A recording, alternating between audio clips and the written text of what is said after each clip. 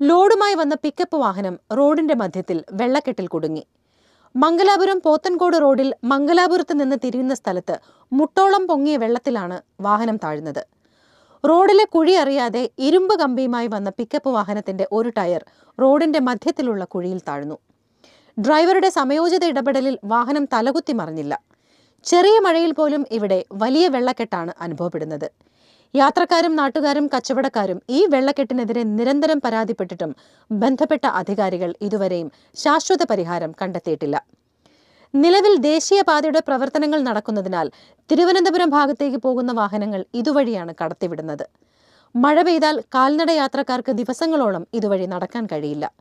നിരവധി വ്യാപാര സ്ഥാപനങ്ങൾ പ്രവർത്തിക്കുന്ന ഇവിടെ വളരെ ബുദ്ധിമുട്ടിയാണ് ആളുകൾ വാഹനങ്ങളിലെത്തുന്നത്. ഇരുചക്ര വാഹനങ്ങൾ നിരന്തരം ഇവിടെ അപകടത്തിൽപ്പെടുന്നു.